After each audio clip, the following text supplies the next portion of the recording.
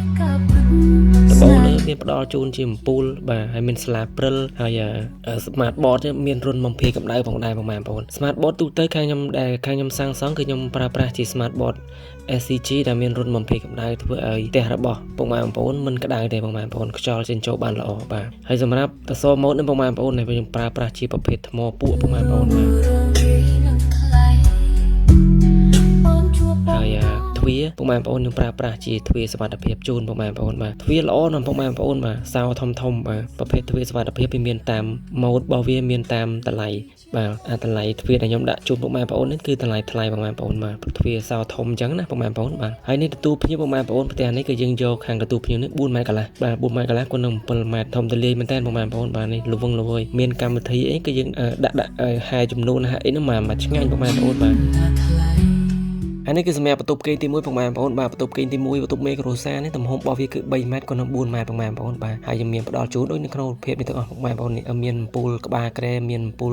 ជាប់ពីដានអីចឹងទៅបងប្អូនបាទហើយសម្រាប់បន្ទប់គេងទី2ទំហំរបស់វាគឺ3 ម៉ែត្រក៏នឹង3 ម៉ែត្រកន្លះបាទ3 ម៉ែត្រក៏នឹង3 ម៉ែត្រកន្លះផ្ដល់ជូនដូចនៅក្នុងរូបភាពនេះបងប្អូនបាទតែយើងអត់ផ្ដល់ជូនដូចជាមុងខ្នើយកន្ទេលណាបងប្អូនបាទមុងខ្នើយកន្ទេលហ្នឹងគឺម្ចាស់ផ្ទះគាត់ចូលនៅហើយអញ្ចឹងយើងមើលទៅឃើញរៀងញ៉ៃបន្តិចបាទហើយសម្រាប់បងប្អូនបន្ទប់គេងទី2បងប្អូនបន្ទប់គេងទី2ទី3ទំហំវាដូចគ្នាគឺ3 ម៉ែត្រក៏នឹង3 ម៉ែត្រកន្លះហើយសម្រាប់បន្ទប់គេងទី4បងប្អូនក៏ទំហំដូចបន្ទប់គេងផ្សេងទៀតដែរបាទទំហំរបស់វាគឺ3 ម៉ែត្រក៏នឹង3 ម៉ែត្រកន្លះធំល្មមសមរម្យបងប្អូនសម្រាប់ផ្ទះនេះបាទគឺធំមែនតើបាទ